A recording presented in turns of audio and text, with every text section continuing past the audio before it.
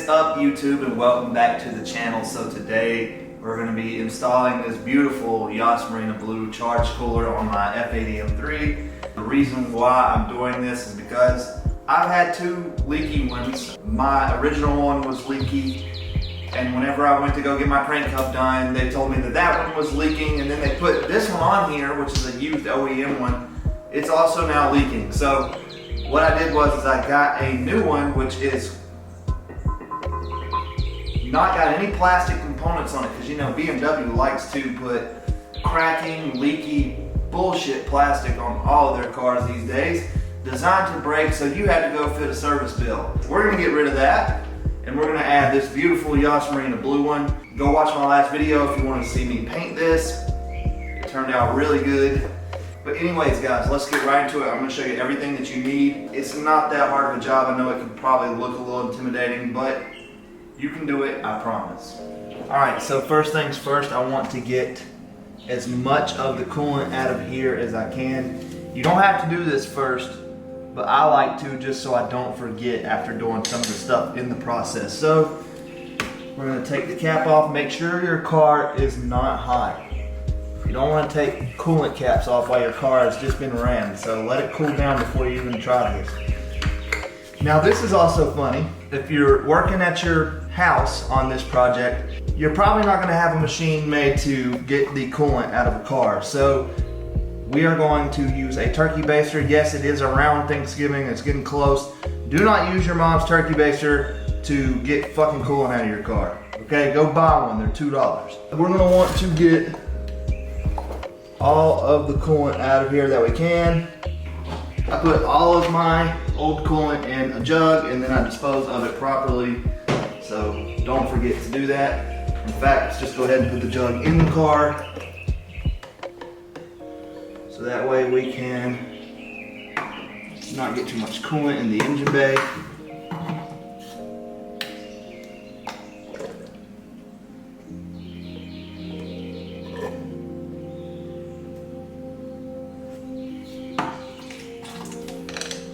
You're going to get quite a bit of coolant out of here. Alright, so I think we're good there.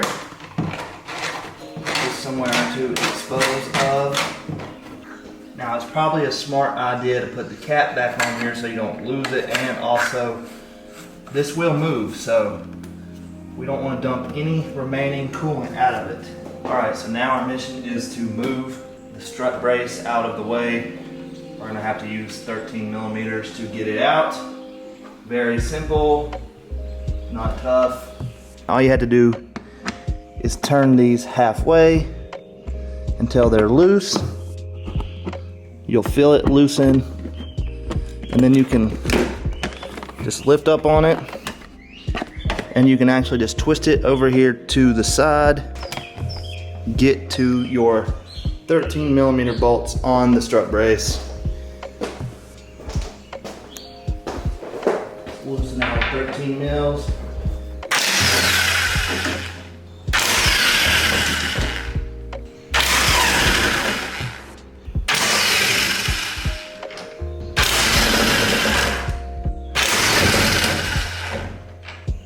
That connects the coolant reservoir to the strut brace. Then we can actually move the strut brace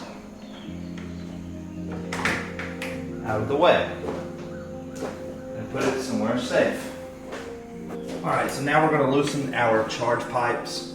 We're going to loosen these clamps here, and mine are a 6 millimeter or a flathead. I ain't really messing around with a flathead today, so I'm going to go ahead and just use my 6 millimeter and loosen this as much as possible.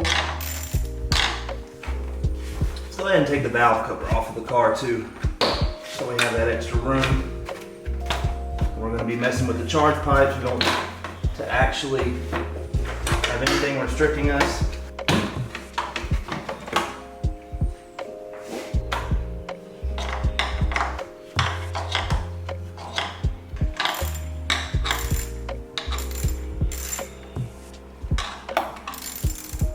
I just realized on that one, you don't have to actually undo this one, but I already did, so whatever. Just gonna wanna lightly wiggle these Take your time, they'll come out just like so. So now our charge pipes are loose. All right, so now we have some very small clamps on these hoses that we have to undo. So we have to undo this hose from the rest of them and undo this and this. And you're gonna do this with a small pick tool. Just be careful, make sure that you put some force with your other hand in front of this so the clip doesn't pop off and go into your engine bay. Once you can kind of get this lifted out, I'm gonna go ahead and undo the clamps, but we're gonna put some rags under here because there is gonna be a coolant that leaks out. This is the kind of pick tool that we're gonna use. I don't know if I can get it to focus, but you can actually pull with it. So get up under the clamp and they should come off fairly easy. Just kind of pull just like that. That one was super easy. I'm a little alert now what's going on. Put the pick under the clamp, pull straight up, put your thumb on it, just like that.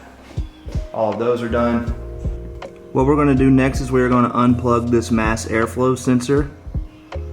There it goes. On the charge cooler. So basically what you wanna do is you wanna get a pick tool. You want to just simply press the button down. Also, it's gonna fall and it's gonna look like it disappears into the abyss, but it's pretty easy to find. And just like that. All right, once you get your J-pipe loose and you're gonna actually lift this thing out of here, you're gonna want to put some rags under these hoses, just so we don't get a ton of mess. Just use whatever dirty old rags you got.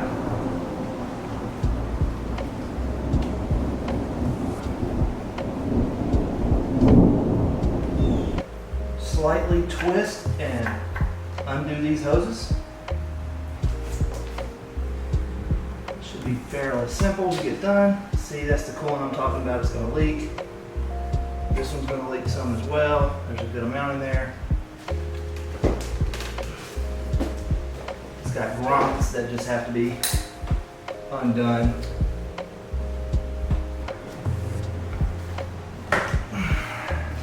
So I'm still having J-pipe troubles, but we're gonna get that fixed ASAP. Got it loose. Fine.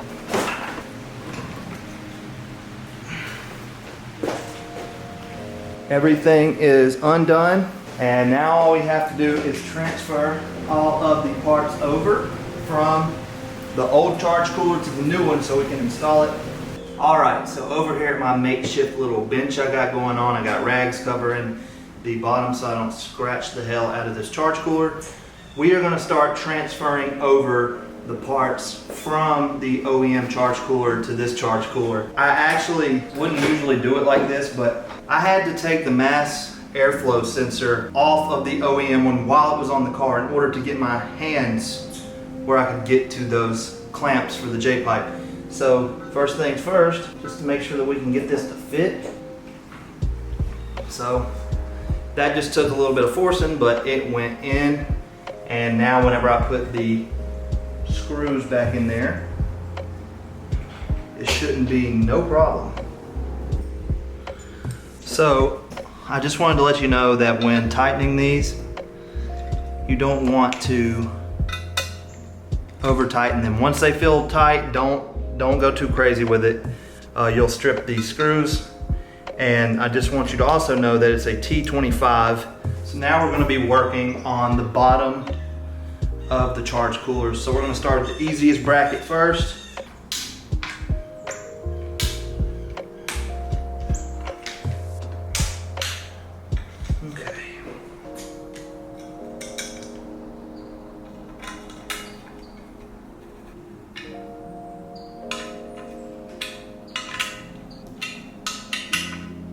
So now we're going to be undoing the T25s from the part that holds on the coolant reservoir.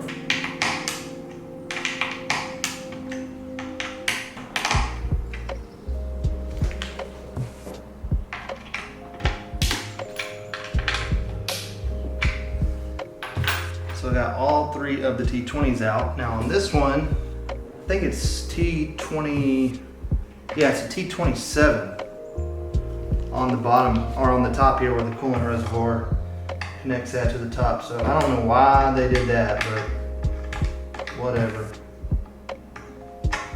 All right, see if you can see this part. See that, this hose? We're gonna have to get some pliers and take that off. My back's already killing me, guys. But yeah, we're gonna need some pliers. And move it just like that. So what worked for me was a nice little twisting motion.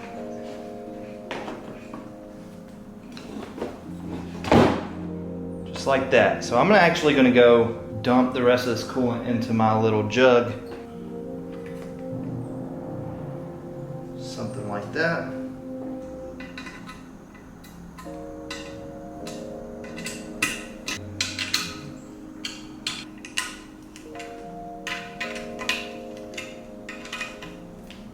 Go ahead and slide that back on.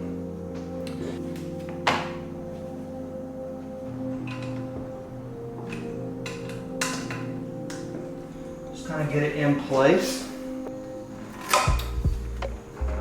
Alright, just like that. Just like so. Make sure nothing's pinched.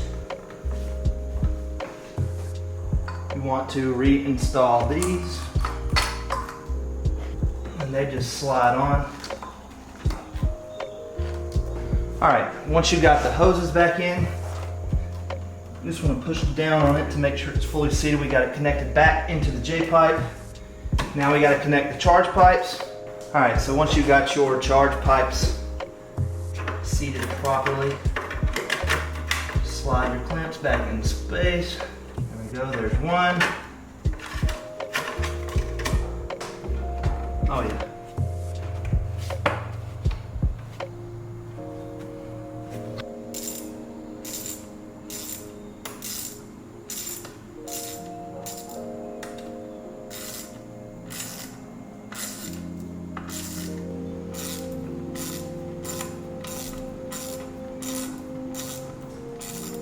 So this is on here, tight as it can go.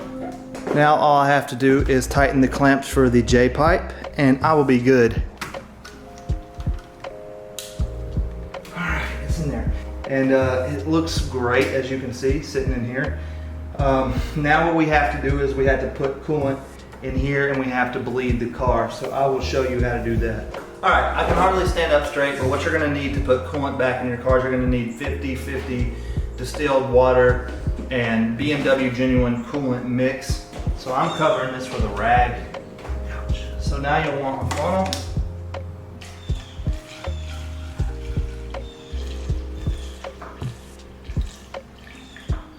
All right, everybody, so in order to do the bleed process, you're gonna wanna put your car in accessory mode by hitting the start stop button one time without your foot on the gas.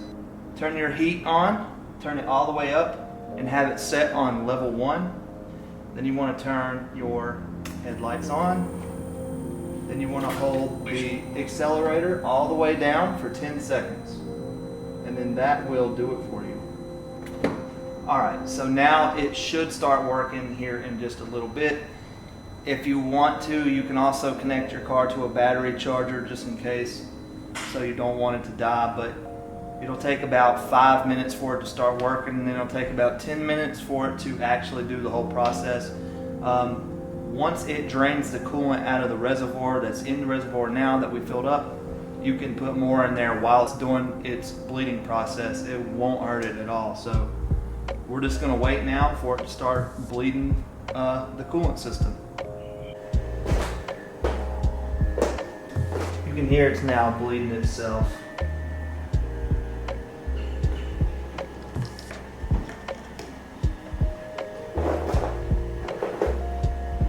You can feel the coolant running through the lines.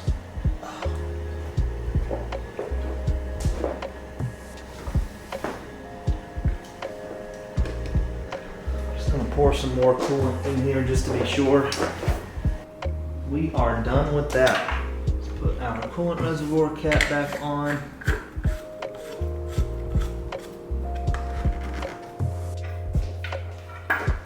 All right, so let's go ahead and install this back.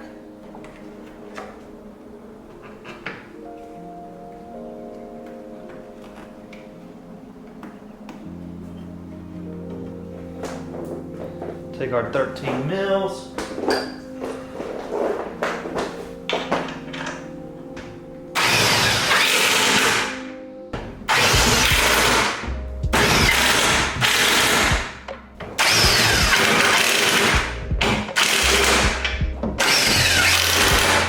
Just remember that the two shorter 13 mils go in the front.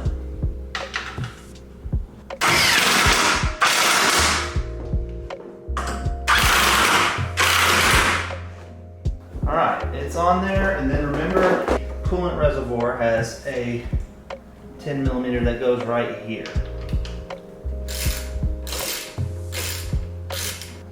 All right, and the last thing, let's put these back on.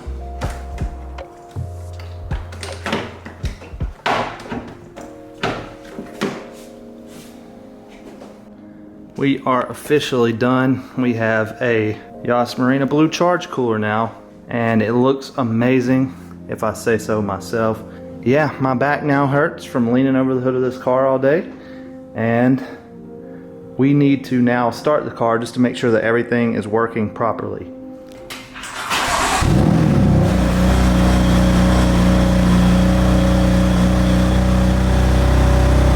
Alright everybody, so the new charge cooler is installed. Hopefully this video can help you out if you decide to do the same thing. I got it done, you know, it just took some elbow grease, it took some strength, and it messed up my hands, but we are good to go. So hopefully you like this video, and if you do, please like and subscribe, drop a comment, drop a like, and follow me on Instagram at F80 Trevor. I'm going to go drive this just to make sure that everything is good to go, but if you are watching now, thank you for watching, and peace out.